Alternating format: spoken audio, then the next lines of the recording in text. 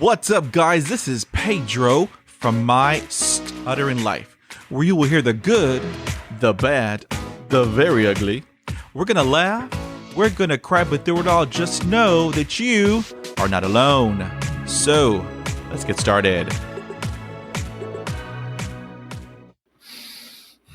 This is episode number 102, and my special guest is Cassie Johnson. Cassie is a senior accounting major in college. After starting speech therapy in college, she created a YouTube channel, AmbitiousCass, to show others like her that you can achieve your goals while having a stutter. She also raises awareness about living with a stutter.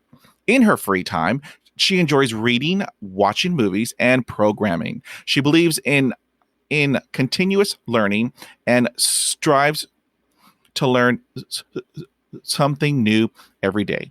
I am honored to have her as a guest with me on the My Stuttering Life podcast. Welcome, Cassie Johnson.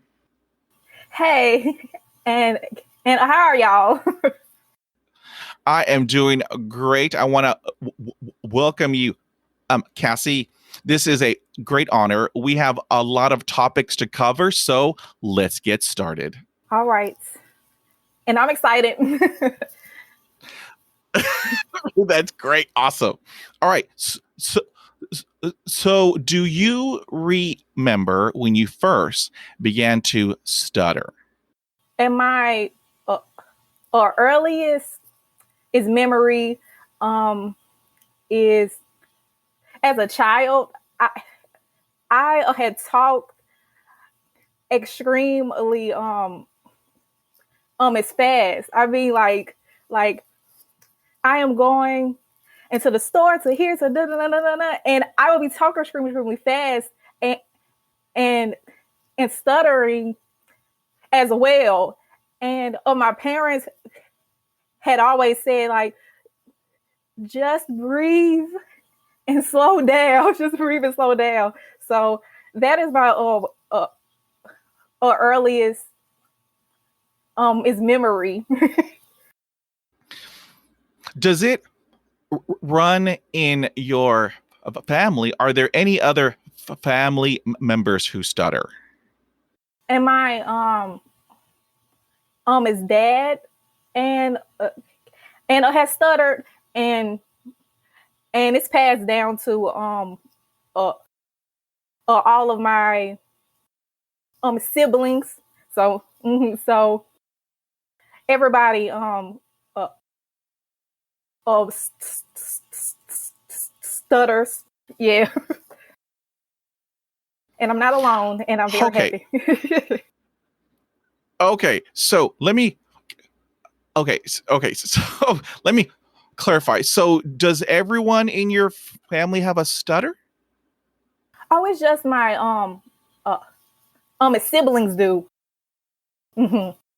Okay. I'll just make it sure. Yeah. Now, have you ever had speech therapy? And if you did, was it helpful? I had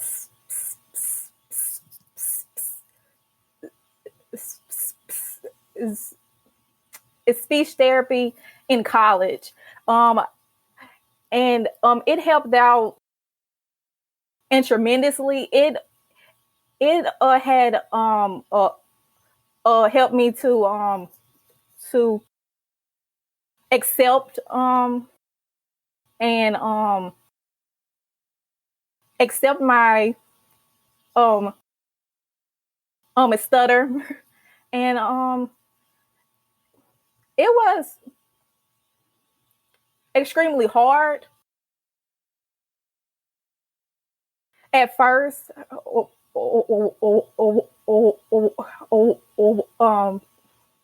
But afterwards it had got it's better. Now, you started in college. Did your siblings have it during their school years? And then also, how many siblings do you have? I have it's 3, and and and theirs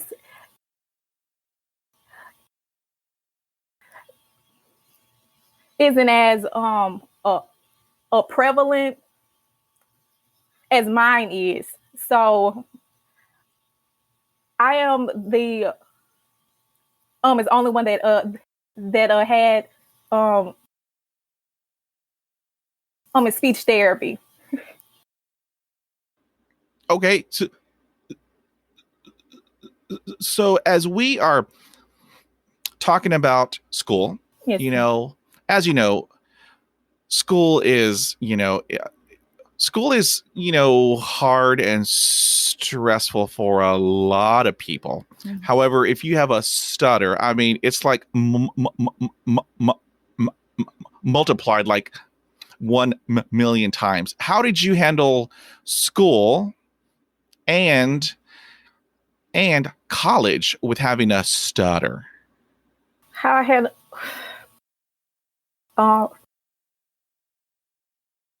and honestly, I had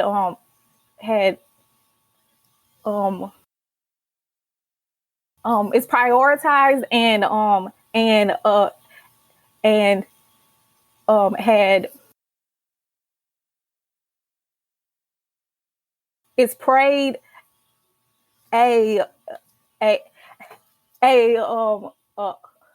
a whole bunch, because like it was extremely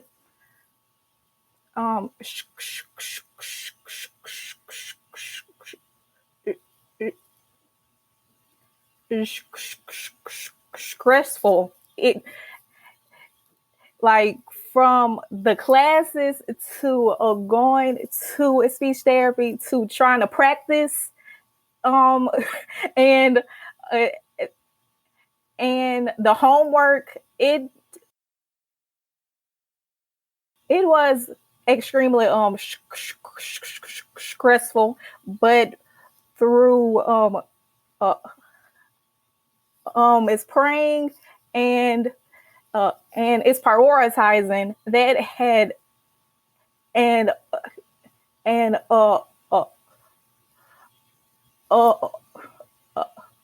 helped out a whole bunch. Let me tell you, Cassie, I prayed a lot. I prayed a lot.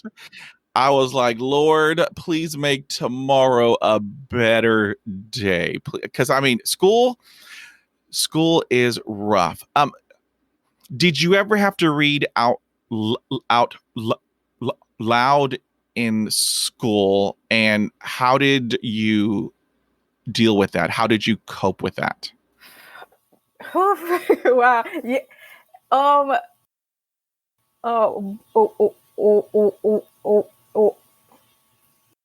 It's before I took speech therapy in college. I had presentations that I had to get up and talk, and it was so nerve-wracking. It was so nerve-wracking, and to try to get through it, I would try to stare at the wall, or it's the ceiling, and try to pass out, because like I was just so extremely is nervous. So it was it's nerve-wracking. It honestly was. I think we're twins, Cassie, because let me tell you, presentations, holy mac and cheese. I did everything to avoid, if it was just me, giving a presentation, I would skip that day. I would have an illness. Yes. So I would, stay home. Hello. I know the program is called survival. And in school, did you have to like give an introduction on the first days of school throughout your school history? Yes. And I would try to practice it.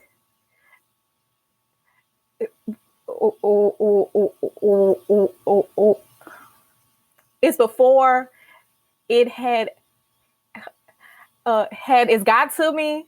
Like I kept trying to to its practice.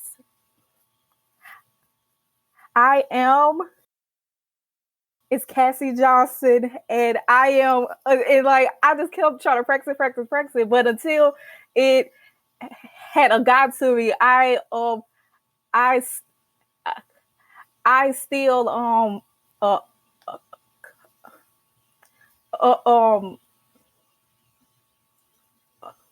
it stuttered like extremely bad on everything. So yeah. Yes. Let me tell you, Cassie, I did it one time in the first grade, and you don't forget.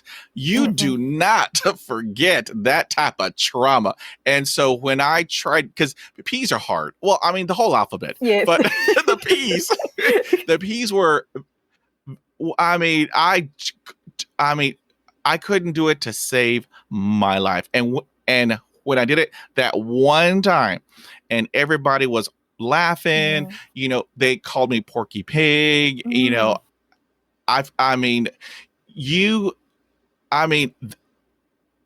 That hurts. I mean, it hurts to hear them laughing at you, and they're mocking you, and they're calling you names. And then after that day, I said, this will never happen again. So, Cassie, how I survived, because it's survival. I mean, I'm like 3 times older than you are. So when I was in school back in the 70s, think about it. Wow. The 70s. Yeah. My hair was parted in the middle. I had the wings. I had the bell bottoms.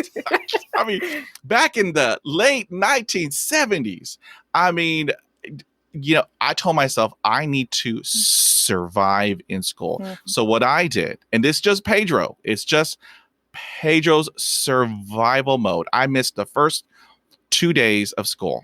I mean, we're talking all the way through school. And then, I mean, you never forget that fear, that trauma, that anxiety. So I carried it all the way to undergraduate. I carried all the way to graduate school. I mean, I'm a grown man in here. I still missed the first 2 days because I did not want to relive all of that trauma all over again. And in hearing you talk about doing your presentations, I applaud you. I applaud you, Cassie. You are brave. You are courageous. Because what Pedro did, I called in sick. And if we had to do like a group presentation, I mean, I was like, back in the day, because I'm older than you are, Monty Hall had a game show, Let's Make a Deal. So I would tell my group members, let's make a deal. I'll do all the computer work. I'll do all of the PowerPoints. I will do everything if you talk. And thankfully, they were lazy and they said yes. So I did all of the hard work because I knew that I was not going to be able to speak my part in the presentation. So I did that all through grade school, all through undergrad and graduate school. But I applaud you, Cassie. You did it, and you just kept on doing it. So I applaud you. And I would say,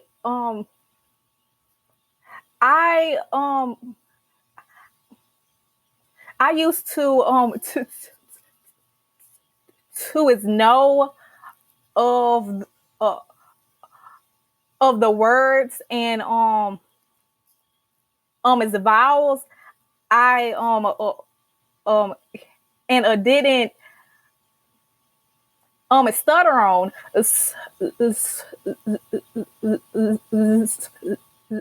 So I would change the words. So that had helped me out like kind of, but it was still it's stressful. So Yes, it is. And so I have a follow-up mhm. to that, Cassie. So, I mean, I've been there. I switch words. I know the words that are coming down the pike in a conversation that I'm having with another person, and so our brain is working like super in overtime. So let me ask you this, Cassie, at the end of the day, were you drained, exhausted? Yes, I honestly, I it's honestly it was because of the fear of uh, of trying to to is avoid stuttering, and then with that in in high school and like to the it's beginning of college I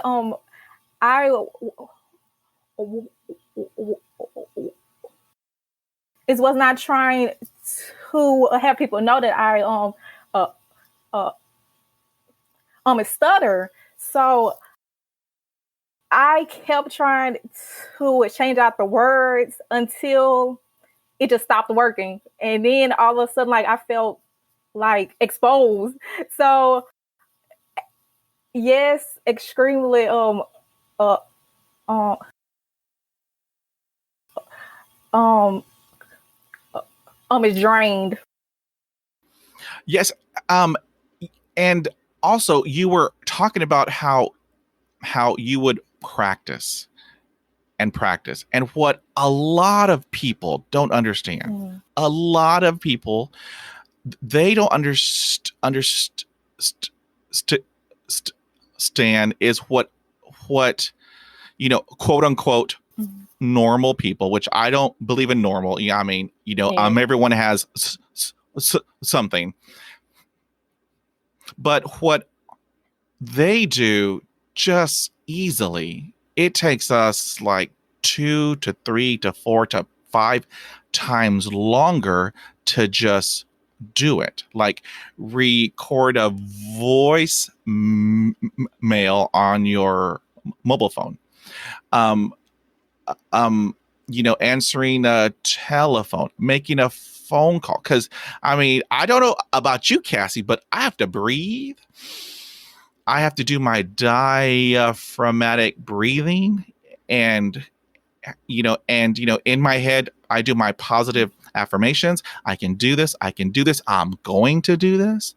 And so what a lot of people don't understand is there's a lot of preparation, mentally, physically, to just have us do the things that others do quite easily. Do you agree? Yes, I definitely do. It I feel like I agree because like in college and it's getting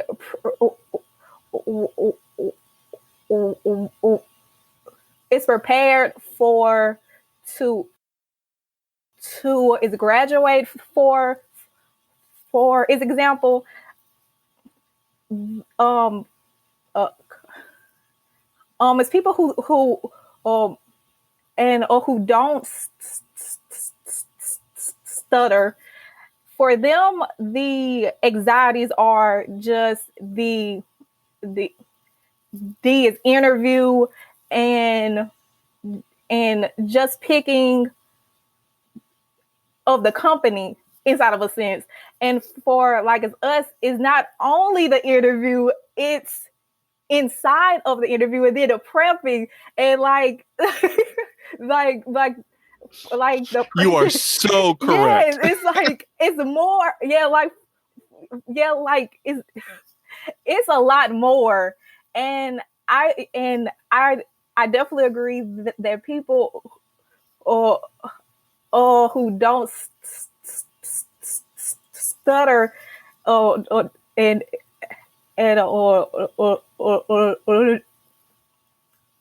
is don't is understand that. Yes, and that is why we're here. We're here to raise awareness and say, okay, look, this is what we have. This is what we do. So all that we want is we want to educate you. We want to raise awareness and just tell y'all how awesome that we are. Because, hello, we are.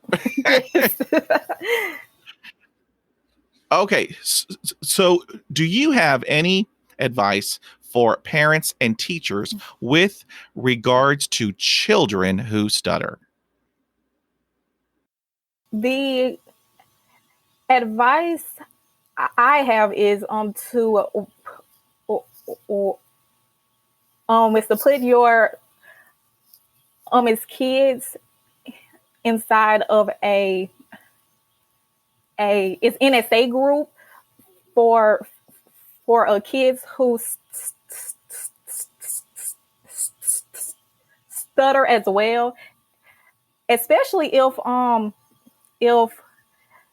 the kids is around as people who stutters, especially that because is me is growing up. I felt like and a kind of it's alone in a sense because I didn't have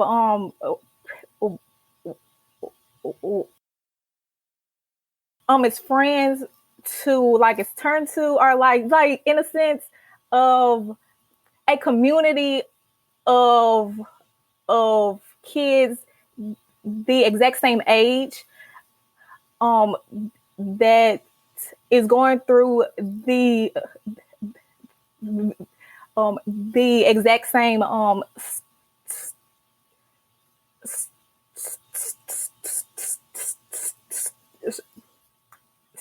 stuff as me pertaining to it's stuttering. What would you tell the teachers? I would tell them to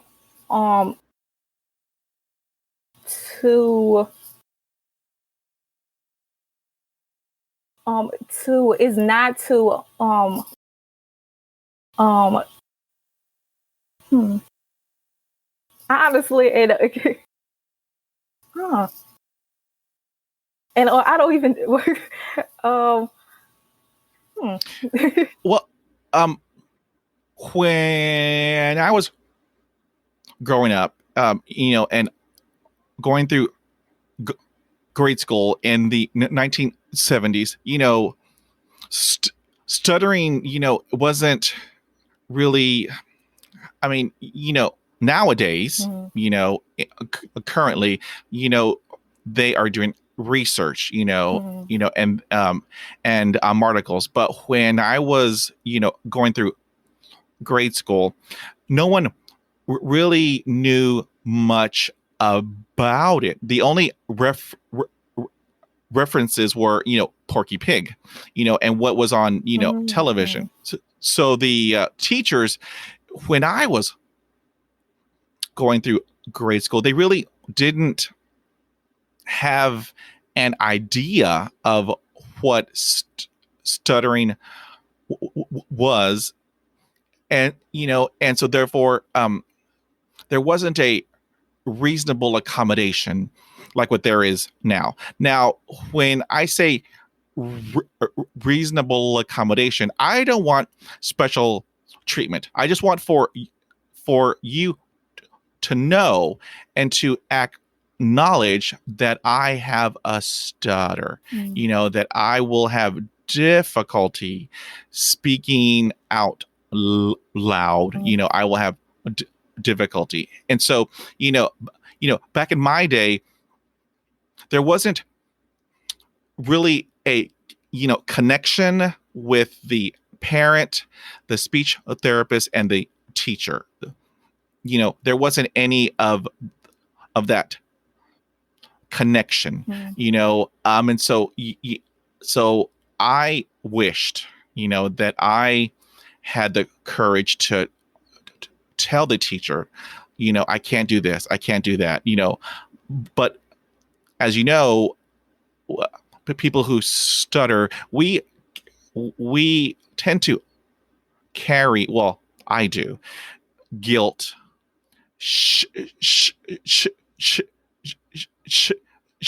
shame, and embarrassment. So what my goal was, go to school, and if we had to read out loud, I would excuse myself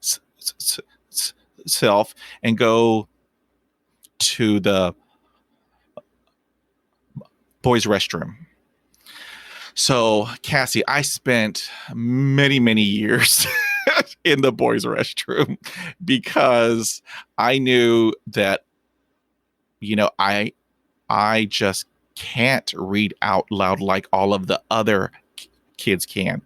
So for Pedro, because I can only speak for Pedro, how I survived is I would just spend time in a restroom stall.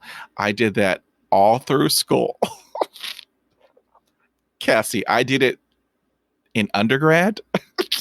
I did it in grad school, and even in the corporate world, if ever I had to do anything verbally, there goes Pedro into the men's restroom, into a stall. And, but I wished that the teachers knew that, this is what I have. And, all that I want is your patience. I want your respect, and I want your professionalism. So, I wished I had brought that up when I was growing up. So what do you think that you would like for teachers to do now with regards to children who stutter? To is give them is grace, and to is look up and try to is understand how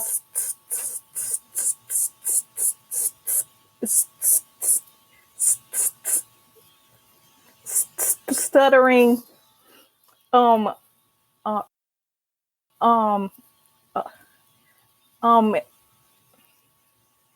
is operate, because at first I didn't have is anything to is actually to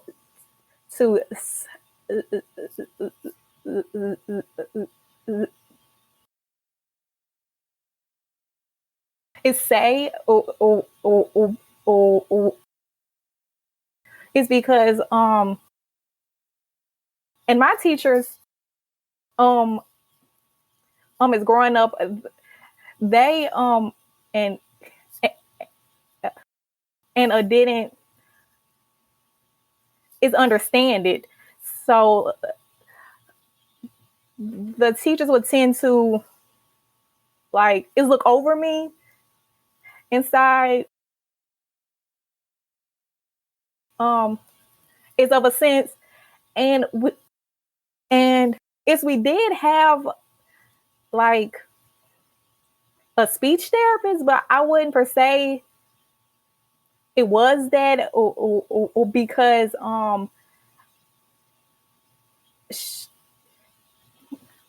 and um she would teach on um uh, it's talking, it's slower, and and didn't it's talk about it's stuttering. Exactly. I agree 100%. Acknowledge us. And I mean, in school, as we all know, kids are cruel. I mean, da da da. But if we had the help of the teachers, that would greatly benefit us. So yeah. So okay, let's switch gears. Okay, so job wise, I know you're young, but I want to ask you this.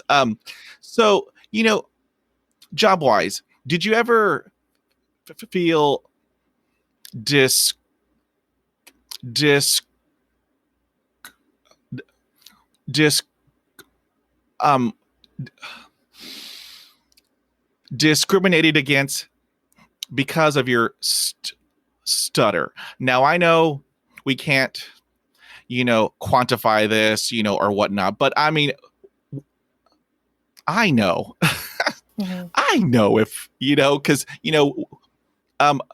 so has that ever happened to you, and how did you deal with it?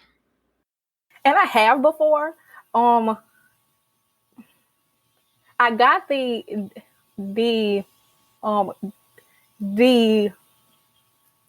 it's the job, but I could tell of it's by the way of my its coworkers and its managers would talk to me like extremely slow. Hey, Cassie. Yeah, and I'm like, why are they talking like this? Yeah. And they're like, oh, and yeah. No, they did not, Cassie. They did not do that to Cassie. At first. Oh my gosh. Yeah, and at first, I will honestly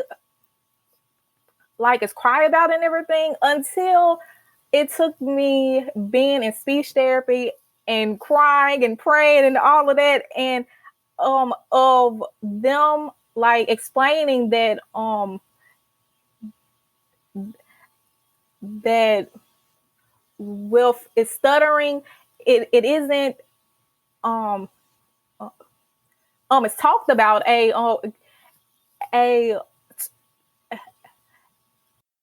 whole bunch. R is it is well known. So, and after I had realized that, and I'm like, oh, okay, but but it is still, I still and don't is understand it, but yeah. Well, I would have people at work tell me, I don't want you to tell it to me. I want you to sing it to me. because of Mel Tillis. I don't know if you know who Mel Tillis is. He is a country western artist, in my day, and he had a severe stutter. But when he would sing, oh my gosh, it was heaven. It was amazing. So I would have coworkers ask me to not tell them, but to sing it to them, and. I'm not one to roll my eyes, but it's like, no, I'm not going to do that. Wow. No. So, yeah. Speaking of jobs, how did you handle job interviews? Because as you know, job interviews are tough for everybody, but for us, it's a little bit more stressful. How did you handle job interviews? I had handled them at first, and I would try to exchange out the words and everything, and try to get through it. But that caused a lot of more of stress, and caused of me to stutter a whole lot is more. So I it's tell the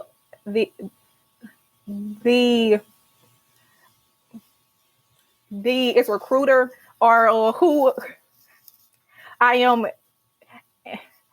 is talking to of that,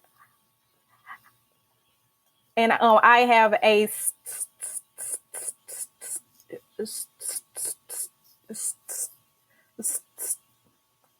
a stutter, and then after that it's easier because I can stutter it's freely. See, and you bring up a great point, because I cannot tell you, Cassie, how many job interviews I bombed. I would hyperventilate because I can't hide it. There's no way I could hide it. My H's are like just heavy breathing, and and when I have a block, my eyes close, my arms go all over the place, and so I can't hide it. And so what I did, I pushed through, and let me tell you, I had some horrible job interviews where I was just sweating like nobody's business. I had fear, I had anxiety. They were the worst things that I had ever done, job wise, until I disclosed. You hit it right on the head. Once you did that, everything else was easy. Everything. Because after I got it out, I wasn't even thinking about it. I was just answering their questions. I have these skills, this knowledge, these abilities. I was just answering, blam, bam, bam. It was awesome because I got it out of the way. I disclosed, and I have a great icebreaker. Okay. You may use this because it has worked 100% of the time. So here is my icebreaker. So I tell them, good morning. My name is Pedro Pena. I have a speech impediment. I have a stutter. So if I get hung up on any word, just give me 8 hours and the word will come out. And when they laugh, I said, I got him. Because that tells me that everything is going to be all right. And after I do the icebreaker, after I disclose, I just rock it out. And I am still, I'm still confident, but I still stutter. But it's okay because I got it out of the way. If I have a hang up, I stop, I breathe, and I move on. But yeah, whoo, I mean, the best thing that ever happened to me job wise in job interviews is after I disclosed, everything was just fantastic. So yes, awesome point. Awesome point. Now you majored in accounting, correct? I am. So did you ever think that your stutter might have an impact on your career choice? Yes. In high school, my 11th grade year, I is remember of like crying about it and like it's stressing about it because I'm like, so would I have to choose a career that is don't it's require a whole a whole lot of talking, and I was like grappling with it for like it's those 2 years, and I just had to is decide then that I couldn't let it's my stutter, it's control of my it's career choice, because I had a whole lot of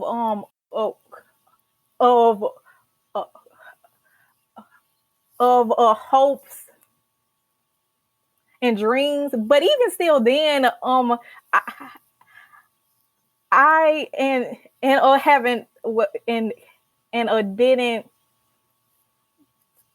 is learn about speech therapy until it's 2 years later. So, and I'll say that I just I had grappled for like it's 2 years from the 11th grade to of the 12th grade, but I had to choose to pick a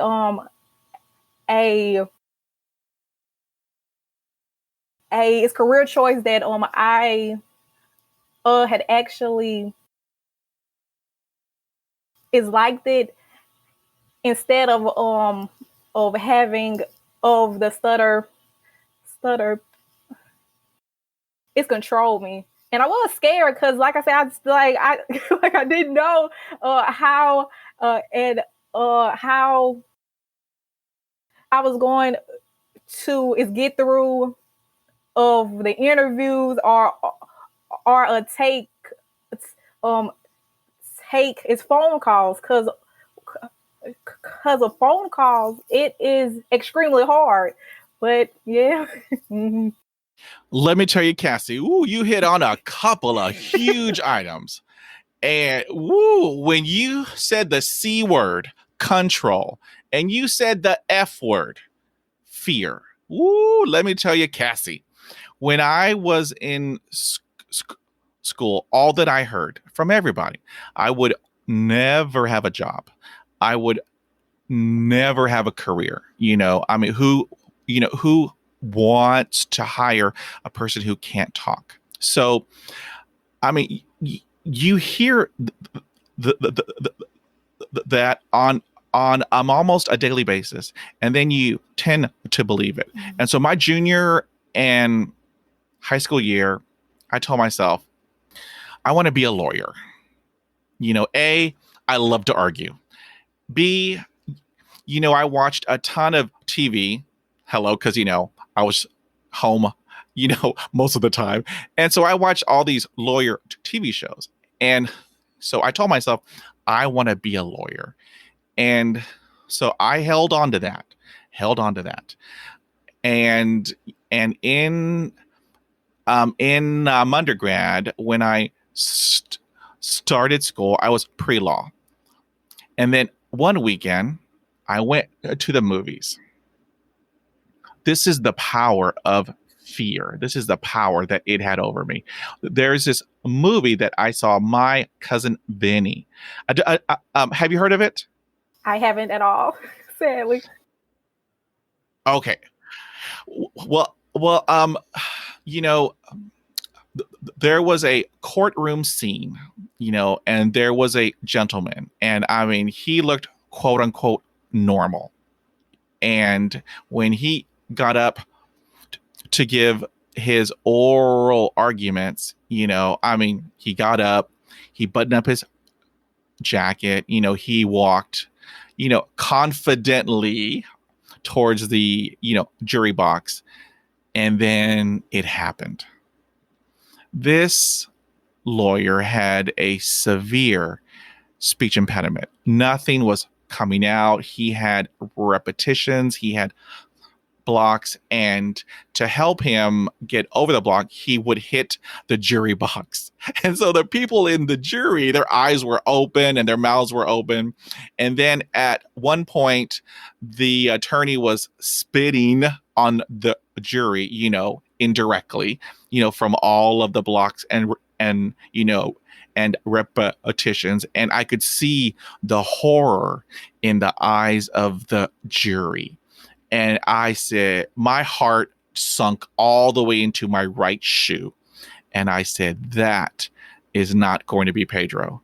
So the power of fear, Cassie, I mean, you hit it right on the head. It made me go into the registrar's office on Monday morning, and I changed my major. So I went from pre-law to psychology because I thought I can help people, but just in a different way. And when you stated that it has that control over you, I mean, whoo, you are speaking the truth, Cassie. You are speaking the truth, because I felt prey to it for like over 3 decades. I felt prey to it. Fear, it controlled every aspect of my life. So, yes. So, woo. So, when do you graduate? It's next spring. I'm so happy.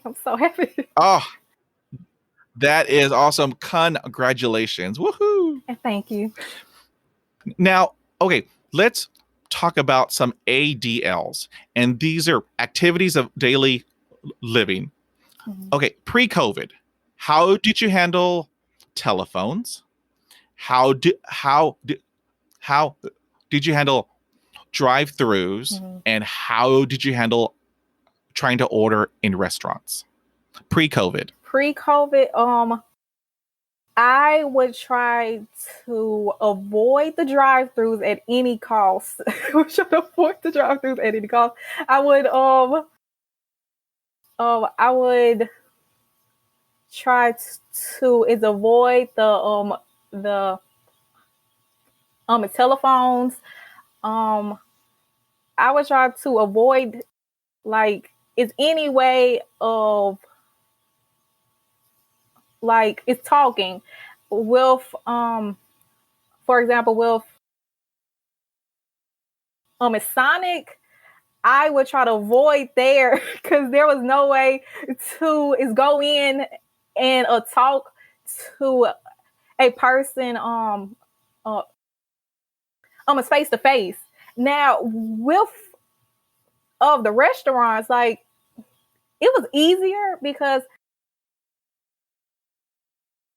and I did well with its talking to its people.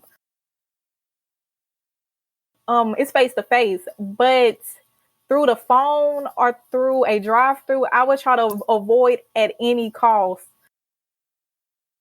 Yes, but then I would say, and say And after I had took of the speech therapy, it had got uh, it's better. Let me tell you, Cassie, we are so twins because the drive-through, I would avoid it at all costs, and then that that people who stutter, we are creative and we are resourceful, and so I thought I really want that hamburger. So what I'm going to do is I am going to buy me a little tape recorder. So I'm going to practice making the order at home just over and over. I mean, for hours and hours until I quote unquote got it right. And so then I would approach the drive-through just confident. I got this. Everything is going to be great. And so I approach the drive-through and there's that speaker. And then, they ask, how can they help you? And then I mean, with such ease, hold out that tape recorder and push play. And then, oh, this is fantastic until I dropped it. Wow. And here I am. I'm like mortified because I had to open up the door and there's hardly any room by the door and the speaker. So I had to just squeeze my hand down and pick up the tape recorder. And then after I pushed play, I had recorded another thing for Taco Bell. And so what they were hearing is an order for Taco Bell, not the Whataburger. Wow. So I drove away, Cassie. I drove away, went home and made a sandwich. I said no. Those were extremely rough days. And restaurants, I would go to restaurants that had the pictures of the food, so I just point, point. But as I got older, and was making a little bit more money, I would tell the waiter, look, I have a stutter. So, if you can, just be patient and I will tip you really big. And so their eyes would get huge. And I mean, they would give me as much time. They did not care because Pedro was going to tip them a big high dollar bill. So, it's just how I cope with it. Now, okay, that was, pre-COVID. Now we're in COVID. I mean, it has pushed us out. And by us, I mean people who stutter, just push us completely out of our comfort zone. I mean, I was okay with talking to people face to face. And then when COVID hit, they said, no, Pedro, they pulled us out of there and said, you are going to be working from home remotely via Zoom, Skype, and Teams. So, I had to learn and adapt. Do you do that? And if you do, how did you handle that? And my its classes had gone on Zoom, and my speech therapy had gone on Zoom as well. Whenever it first happened, whenever it happened, and my stutter had changed, and I just was so shocked about. I never knew that it was possible for it to change, and I was like, what? I was like, what is going on? So the techniques that had worked is previously, it did not work. I was devastated. I was just so sad. I'm like, I have to deal with the classes and of the job. Now uh I had still been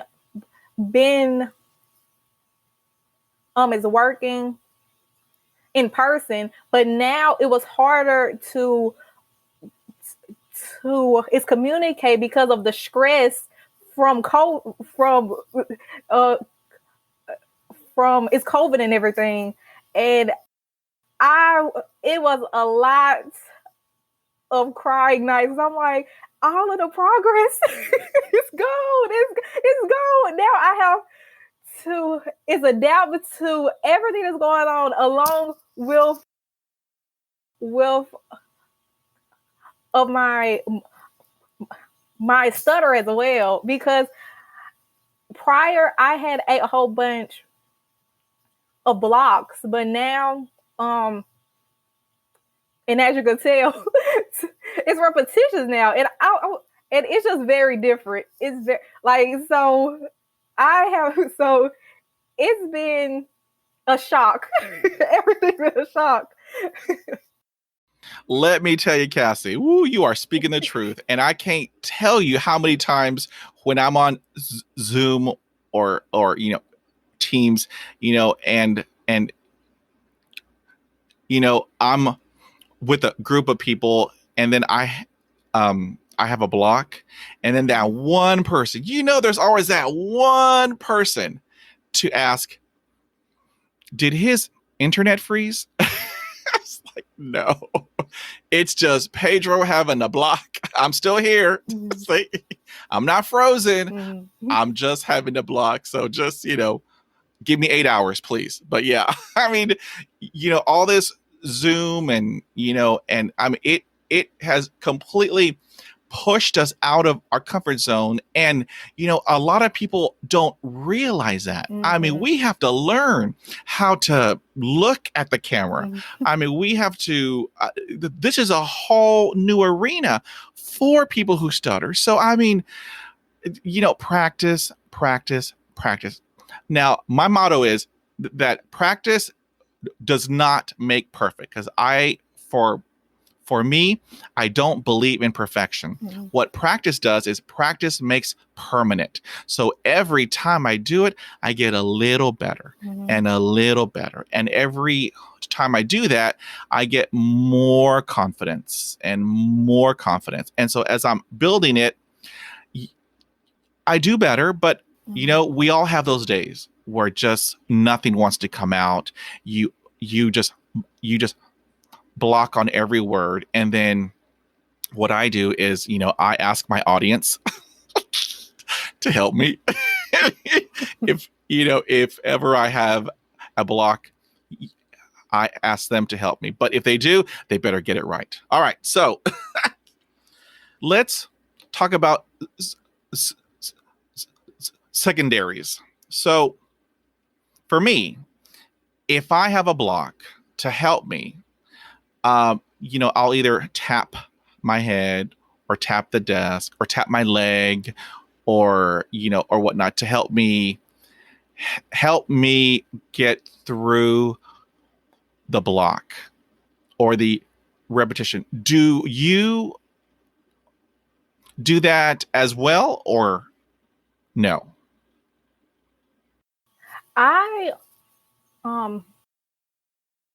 It's snap. It really don't work, but it works in a sense. But that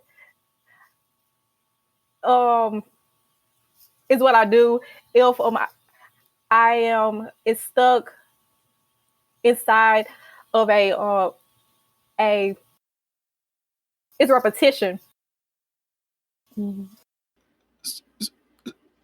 So, as we get older, and granted, you are really young.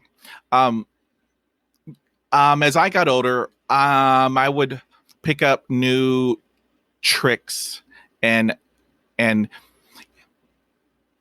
most people call them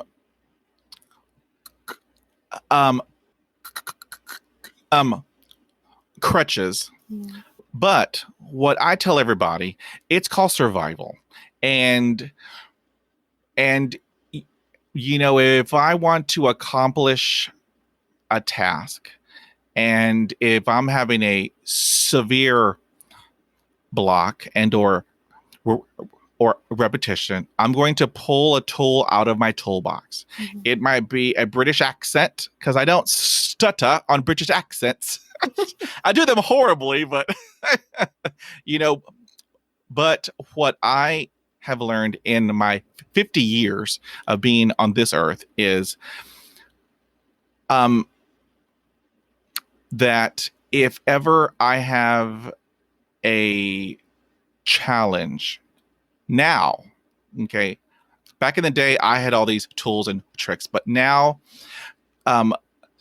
what I learned in speech therapy is, I do diaphragmatic breathing to help me out. And so let me ask you, Cassie, I know you have speech therapy in college. What is the most effective technique that you do to help you out?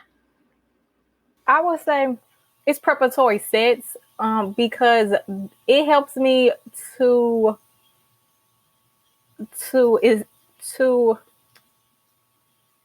see, how can I put it? Word it. It helps me to as easily say of the stuff that and I'm trying to say, and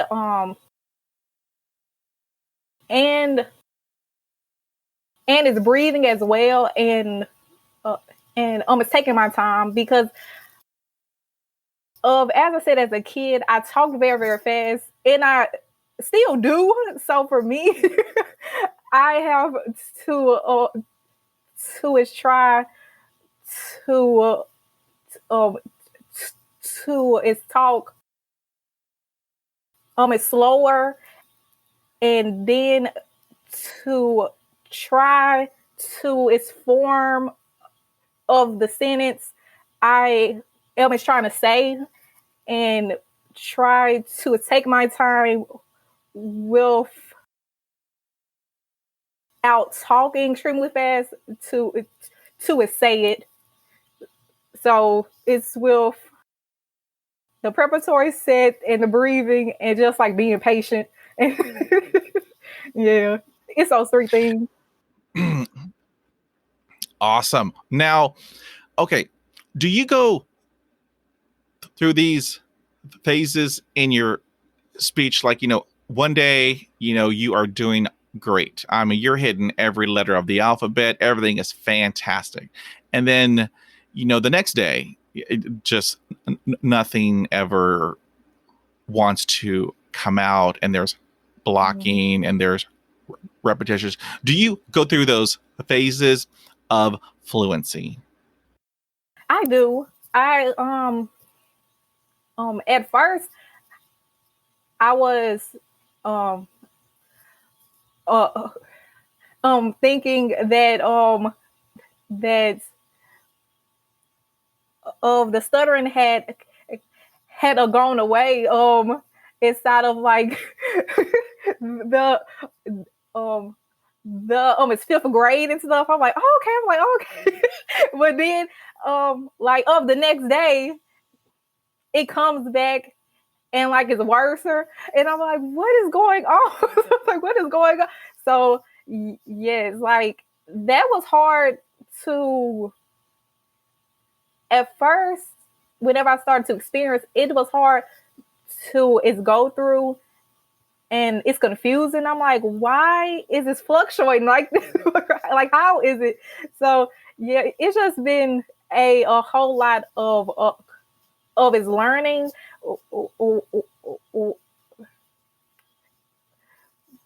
It's because I had just started to his learn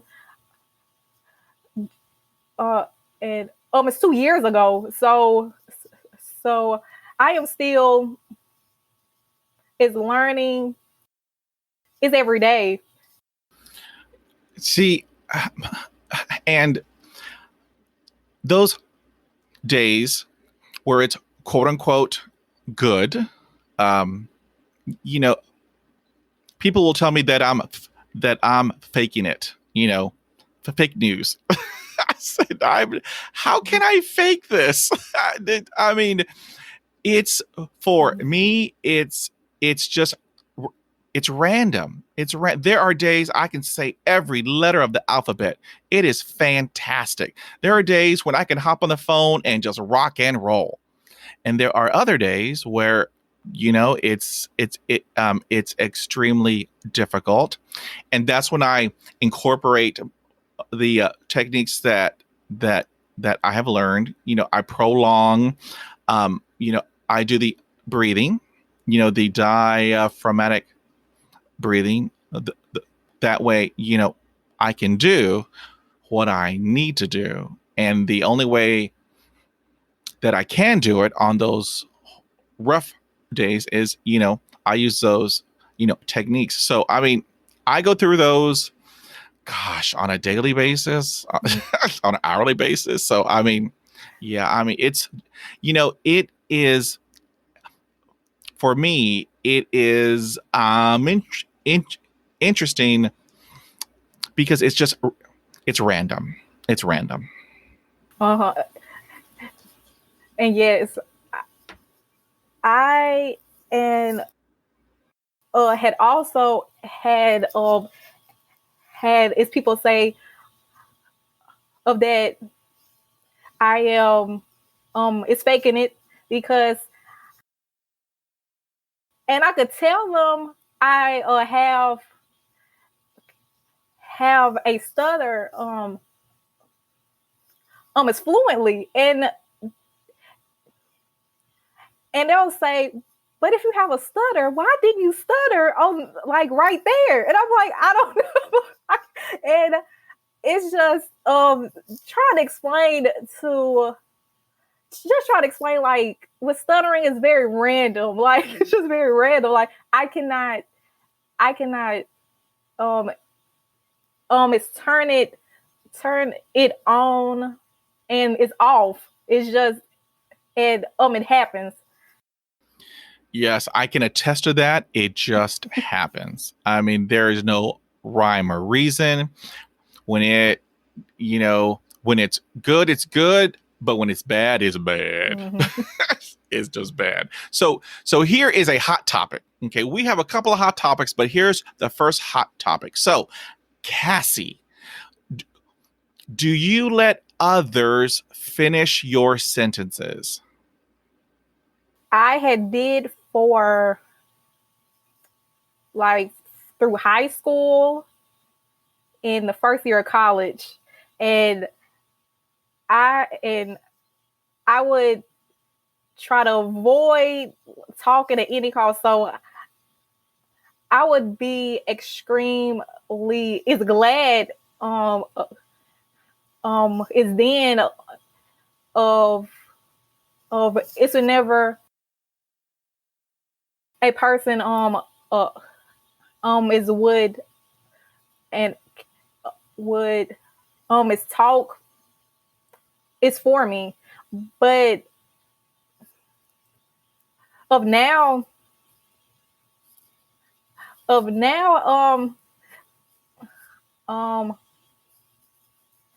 and I don't, and I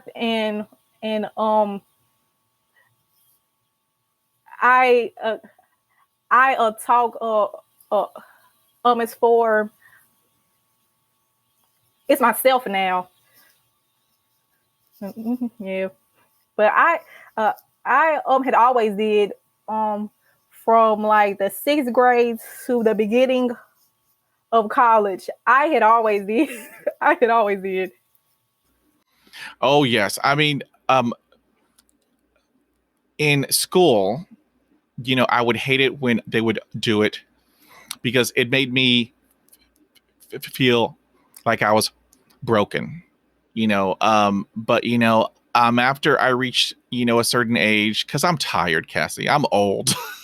I'm tired. If No. you know what I'm trying to say, help you, help me, help you, help me. Because like what you had told me previously, and I remembered it because it happened to Pedro.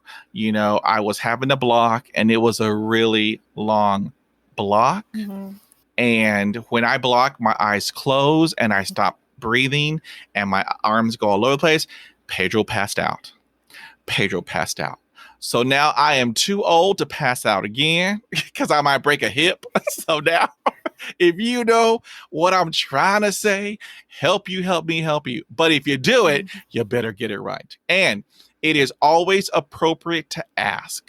Just ask, Pedro, if you get hung up, is it okay if I help you? Yes, it is okay, but you better get it right. Because we're all different. We all have that common denominator that we have a stutter. However, our journeys, they are different. And there are a lot of people that don't want for you to finish their sentences. So it is always, appropriate to just ask the question, do you mind? And if they say, yes, I do mind, then what you do is you have patience, you have eye contact, and you just let them know that it is okay. If they have a block for 8 minutes, they're going to have a block for 8 minutes. But as the other person is there, they will still maintain the eye contact and respect. So, yeah. Okay. So how do you handle bad days? Because, we have our good days, speech wise, and then we have our bad days. How do you handle the bad days? I handle the bad days by encouraging is myself, and after I cry because uh, I had to realize I had to it's feel the emotion to is get through it. So I would it's cry about it, and then encourage it's myself, and then try uh, to it's push on. Mm-hmm. See, and you bring up a great point to push on, to keep moving forward. Never give up. Never surrender, because we are strong. We are strong. We are resilient. Yes, we get knocked down, but guess what, Cassie? As you know, we get back up, Yes. and we get back up, and we keep on trucking. As my grandma says, we keep on trucking because we know that we cannot give up. And in those bad days, I did what you did. I did a little crying, I did a little praying, and then and then I do my affirmations. Tomorrow will be a better day. It will be okay. It will be okay. So yeah. Ooh, awesome. Okay, now we all have that voice in our head, the negative self-talk. I call mine Oscar. Do you have that that negative self-talk? And if you do, how do you cope with it? How do you deal with it? I do, and whenever I was in high school, it was bad. It was extremely bad. It would and um it would of the thoughts and that kept on it's going is and you cannot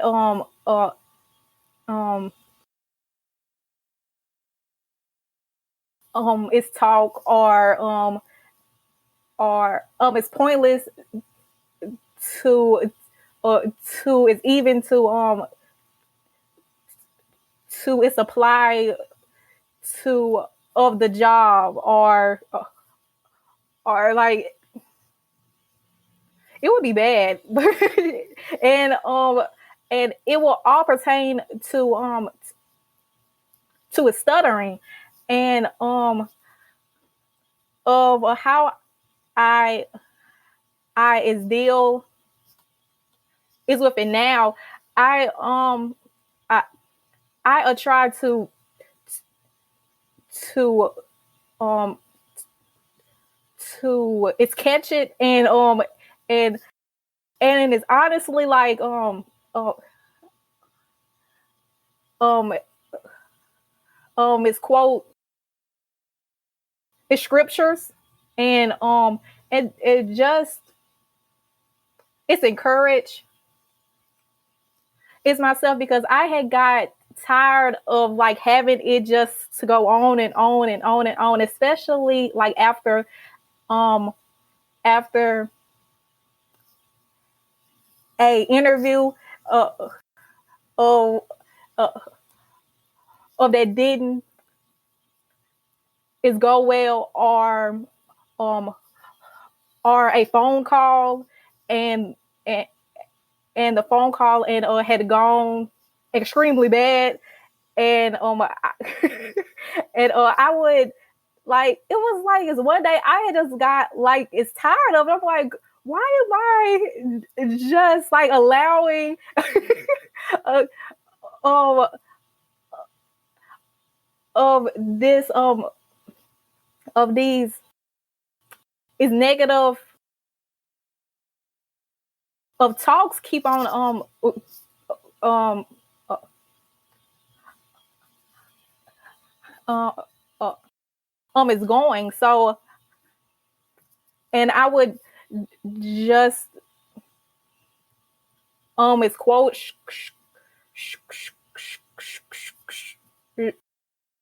scriptures and it just say that I am loved. I am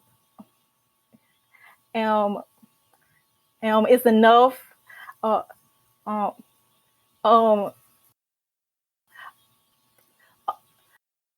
um, it's God. And He loves me, and just like encouraging. It's myself. So yeah. Oh yes, that is awesome because, mine. I named him Oscar, Oscar the Grouch, and with anything Cassie, and you know this Mm-hmm. with like thinking about ordering a pizza and talking on the phone. Oscar would say, "You can't do that. Come on, you're slow, you're stupid. You can't talk." And so after I named him Oscar, I would shut him down. I said, Oscar, no, I'm going to do this. Mm-hmm. You aren't going to sway me either way because I am strong. I am more powerful than you. And so I am going to shut you down. And so after I shut him down, it's like, okay, I'm going to do this. And I did do it. There were some hiccups, but I did it. I did it. And that's when I I tell myself, you can do this. You can do this. You will have your good days. You will have your bad days, but just know that you are awesome and that you can do this. So I learned to shut down that negative self-talk because Cassie, it pops up Mm-hmm. anywhere, Yes. everywhere, 24 hours a day. It pops in your head. So yeah. So okay. So Here is a head scratcher. So I ask all my guests, and their answers are split right down the middle. So, Cassie, when you are alone, can you speak without stuttering? I can. And whenever I first had realized it, I'm like, now I was very shocked. I'm like, now how can I? I'm like, how can I apply what I'm doing here? But and it would be, I would I would be uh it's talking is out loud, just it's fluently, and then and and a go and a ex of my uh his mom something, and I am just stuttering. I'm like, how? How? So yeah, but I can. See, I am your opposite. I'm your opposite, Cassie. When I'm alone, I still stutter. When I talk to my dog Ruby Jean, I still stutter. When I'm going over my schedule in my head and talk out loud, I still stutter. So we're all Yeah. different. We're all unique. We're all awesome. Okay, now, do you find that your stutter gets worse when you're tired or when you're stressed It or both? it's um it's just it's stressed because whenever I am tired, I I talk more as fluently, but stressed, um it's a whole lot harder to it's talk, or is used of the techniques as well. So yes, it's stressed. Ooh, okay, yes. I mean, I can't. I mean, y- you know, you know, people tell me that stress and anxiety they cause stuttering, but I have to disagree. I mean, it will add, you know, to it. Mhm. So when I'm tired, I don't have anything left in me, Cassie. I am on empty, and therefore I don't stutter because Mhm. I mean, I'm spent. I mean, you know, whatever comes out, you know, I don't have any blocks. I don't have any re- repetitions. However, when I'm stressed, it does, you know, I'm add to it. But what I do is I fall back on my breathing, on my easy on s- s- s- sets. You know, that way I can hopefully get through the hump. So yeah, it's it's interesting. Okay, now has this ever happened to you, Cassie? Let's say you have a doctor's appointment. So you head on into the building, and then you go into the office, and then you walk in, and the admin person they greet you, Mhm. you know, um, and they ask you what is your name, and then you have a block. I'm not talking a regular block, Cassie. I'm talking it's a block, and it takes you quite a bit of time. Has the other person asked you, have you ever experienced anyone, you know, I'm asking you, did you forget your name? Yes. Um. Um. It have happened a it's multiple times. And depending on how of uh if it's usually like, and for me, and like it's a rude way, and I am like, no, I have a speech impediment, or I say a stutter, and or then of the person is like, I'm like, yeah, like I like, yes. So it is usually in a rude way, but then like I have to explain it, and a couple of times of the person and don't know of what is stuttering even is. So I would then have to to explain it to them. Oh, yes. Because I can't tell you how many times that has happened to me, Cassie. If I had a quarter for every time that happened, I would have like a Range Rover, a Tesla, Mm-hmm. and a Lamborghini. Because, I mean, we never forget our names. I mean, come on. Let's keep it on the real. We never forget our names. We just have a stutter. And and so what Mm-hmm. I do is, like you, I take the time to educate. This is what I have. This is what you will see. This is what you will hear. And so that way, for the next time that it happens, because it will happen again, uh, you are better prepared to handle that person with respect, with integrity, and with Mm-hmm. professionalism. And I mean, there were times Mm-hmm.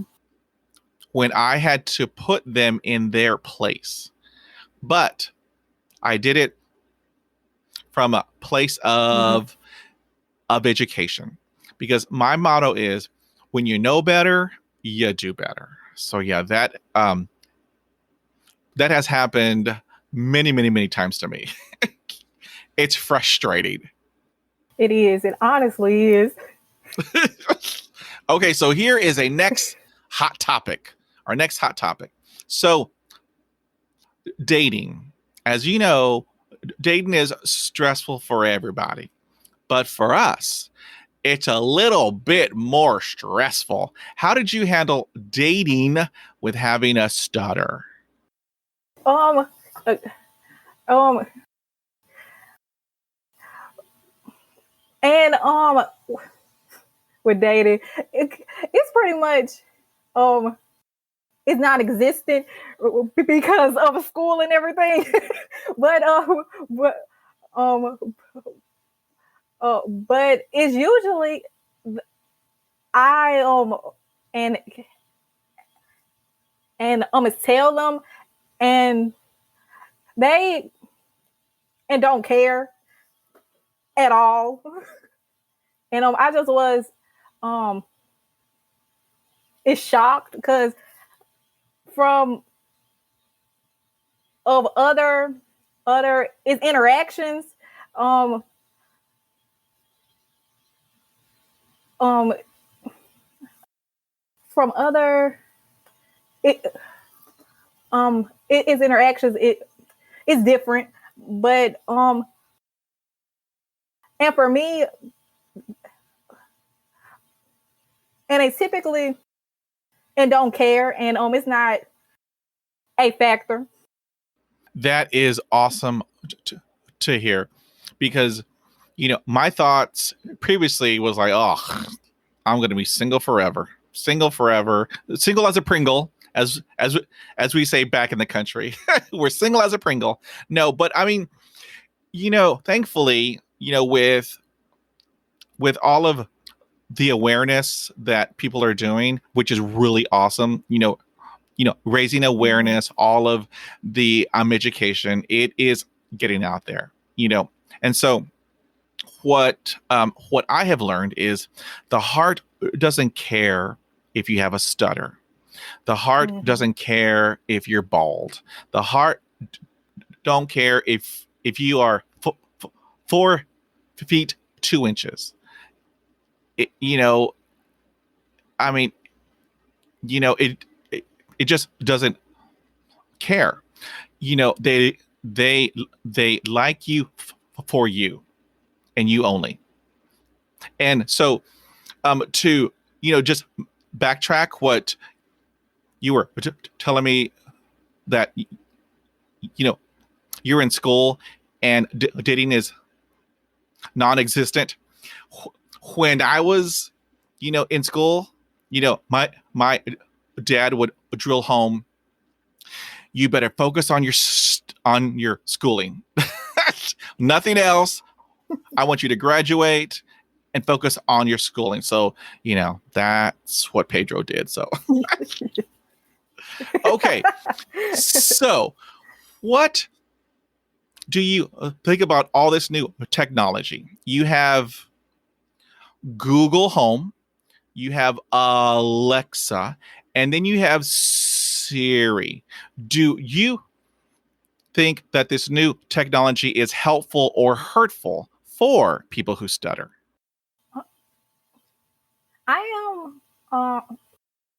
I believe it's hurtful, and I say that because on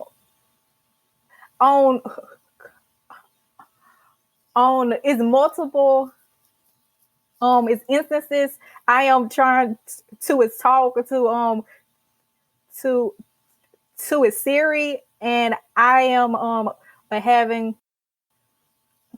a repetition or a block, and because of that space to respond is very short, it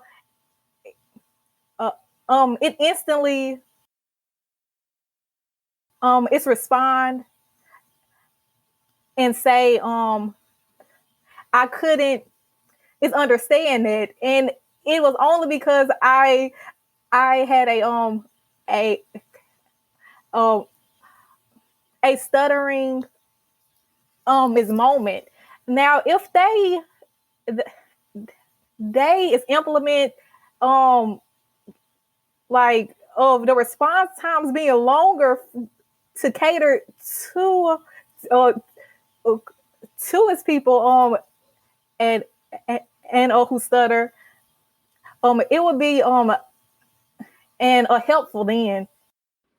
Let me tell you, Cassie, I have tremendous difficulty with all of them because they don't give you time. They give you maybe 1 second, and Pedro needs at least 20 to breathe. and then you hear, I didn't get that, or I don't understand. It's like, and then you just say, okay. Yes. Okay, I'm done with you, Google Home. I'm done with you, Alexa. But here is some really good news. So I have participated in 2 college studies, research studies, where these 2 colleges are creating an algorithm for people who stutter to use Google Home and Alexa and Siri. So they understand we need more time. We need more time. I know we live in a we live in a microwave society where we have to have everything now. But for us, we We need time. We need time. We need to breathe. Yes. And I mean, so yes, they are working on this new technology to help us out. So good news. That's great. That is very great.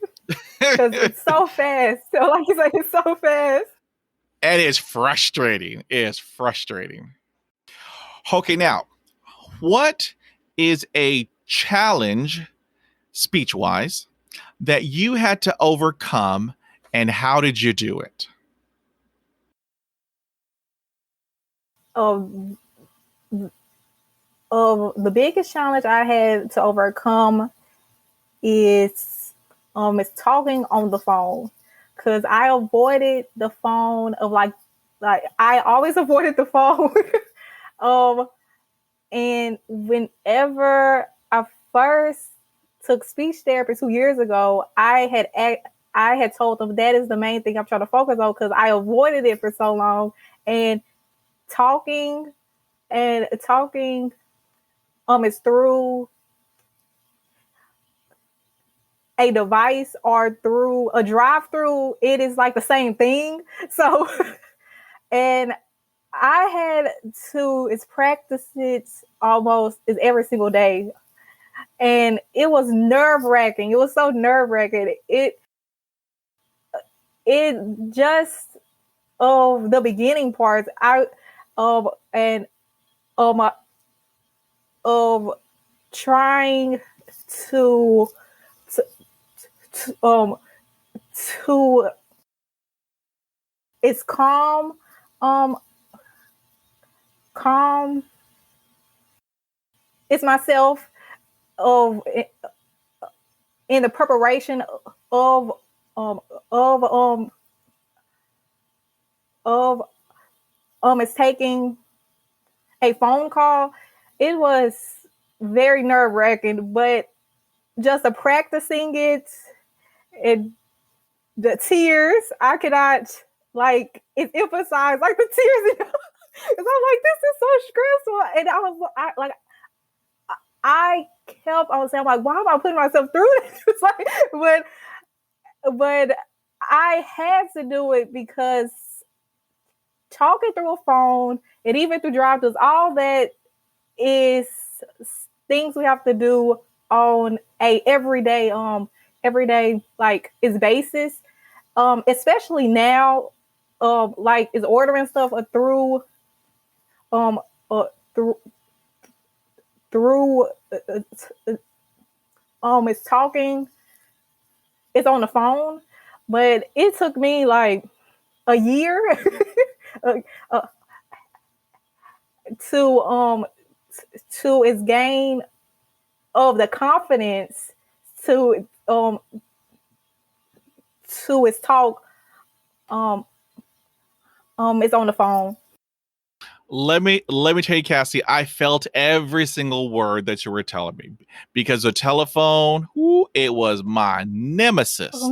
And like you, I told myself, I need to do this. My livelihood depends, my survival depends on me, handling the telephone. And so what I did, I bought an office telephone off of eBay that looked just like the ones that we had, at work. And so then I put it on top of my bed and I practiced. And so I would make up, pretend, have telephone conversations. And so I would practice receiving phone calls, and practice my name. And then I would practice making phone calls, bring, bing. And so I would just have these elaborate conversations. I did this for half a year, every day for half a year. I did it until it became boring. And let me tell you, Cassie, no more anxiety over the telephone, no more fear of the telephone. It became boring. So when I had to apply this to the real world, when that office phone rang, I mean, it was rote memory. I picked it up. Hi, good morning. I'm Pedro. How may I help you?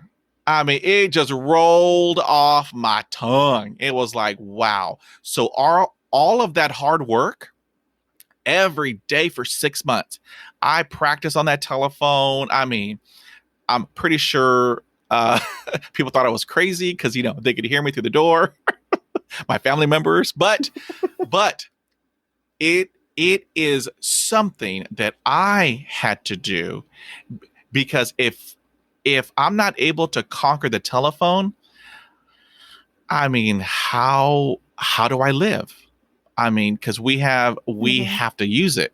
We have to use it on a daily basis, on an hourly basis. So yeah.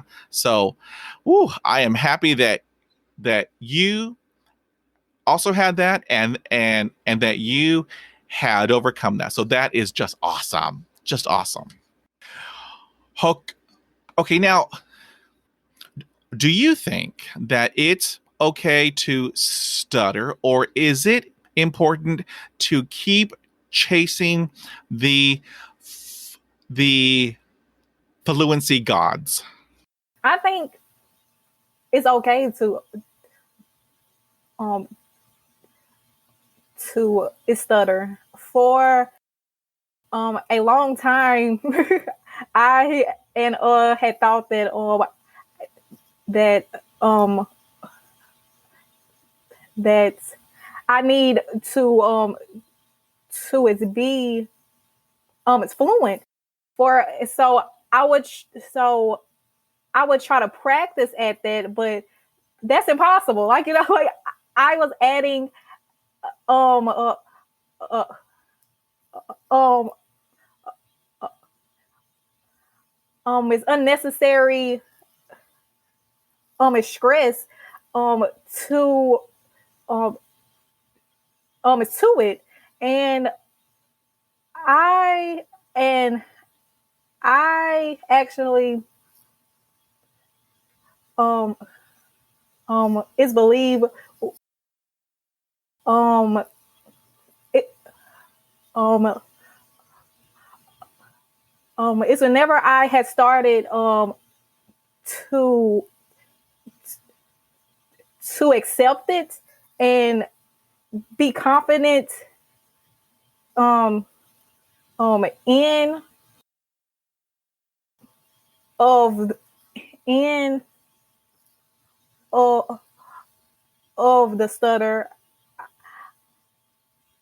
Oh, that's why I think it's better to to to to ex to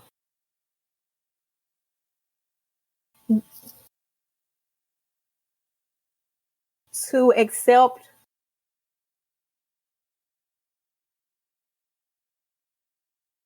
of your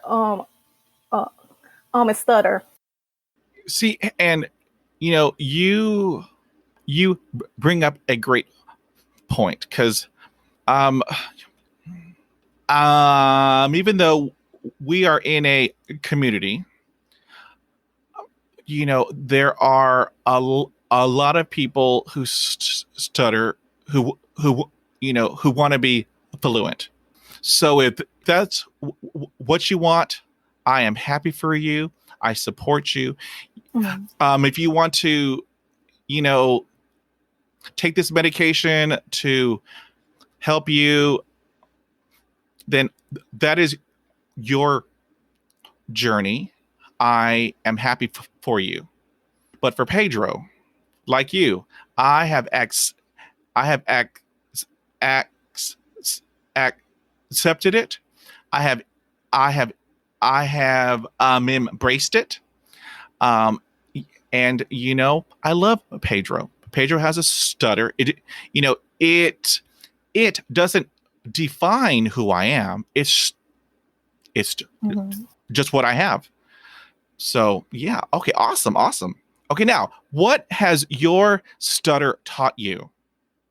The first thing that comes to mind is it taught me how to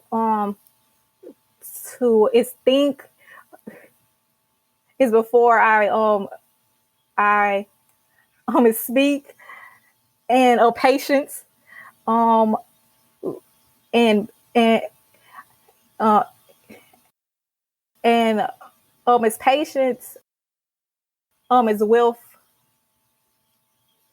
it's myself, um it's because with patience that goes a long way, and thinking before of you speak, it goes a a long way as well. How cool. My stutter has also taught me patience, a lot of patience. It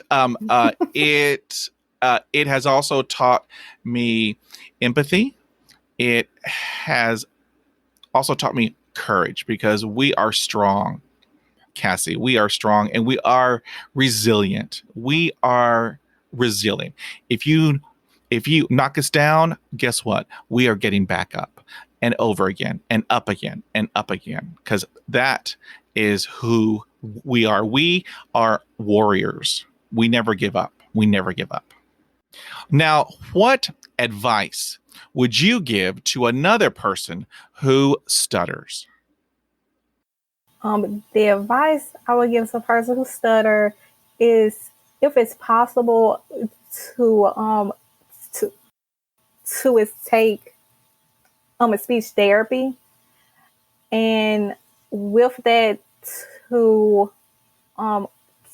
is learn is be patient is with yourself, because I have realized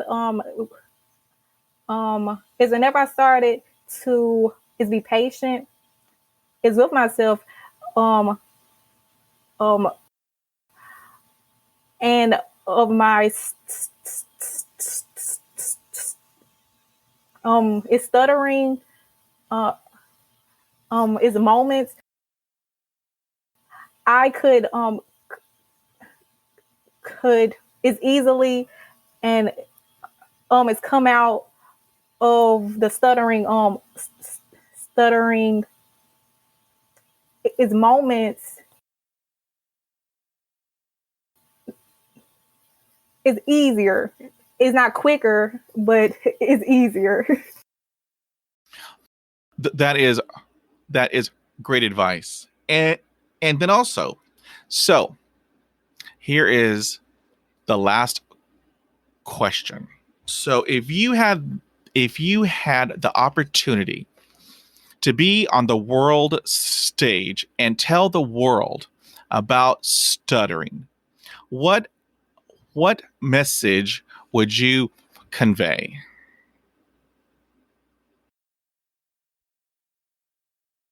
I would say that a person who stutter is not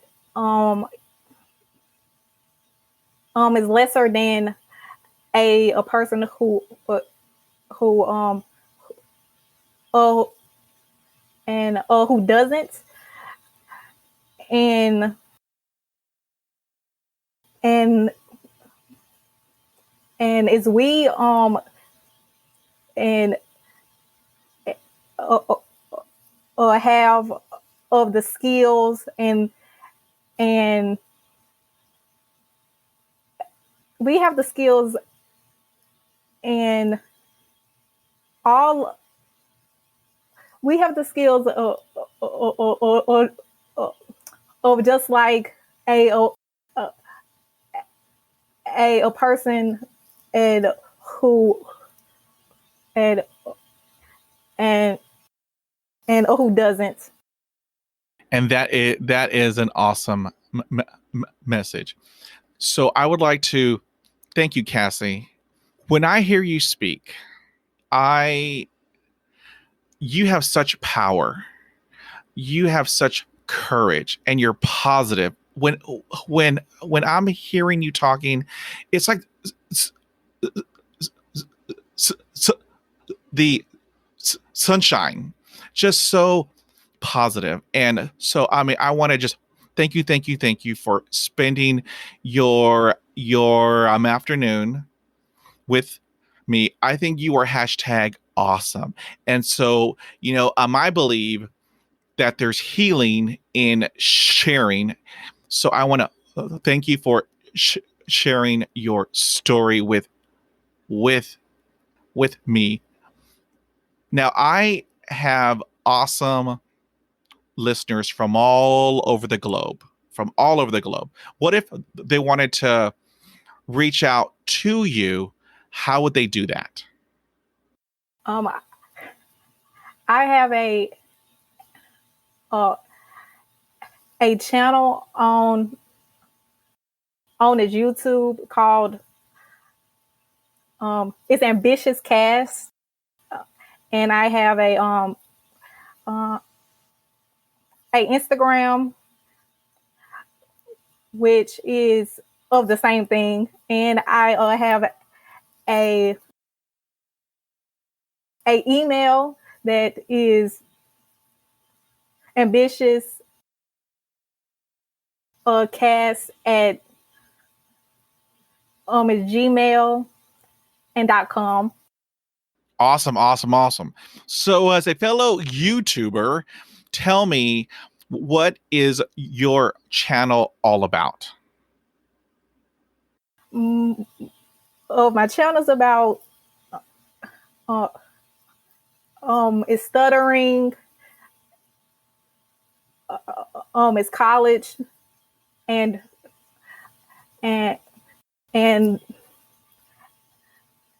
his lifestyle and a content. It's just those three things.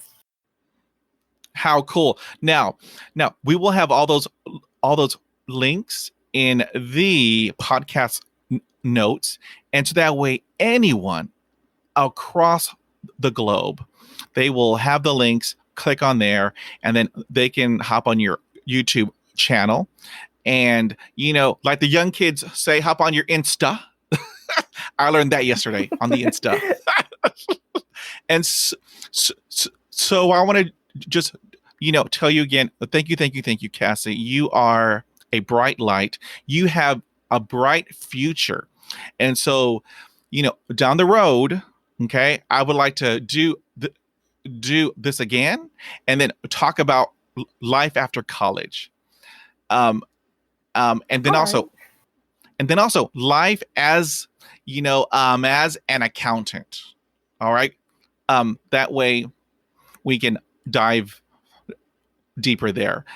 And so one more time, I want to say thank you. I had an awesome afternoon, and I mean, I can't wait to talk with you again. And I did too. And thank you again. Awesome. You are most welcome. So I want you to have a great weekend. I want you to take care, be well, and stay safe. If you like this podcast, head on over to Apple Podcasts. Subscribe, rate, and review. Thank you for listening, and we will talk again.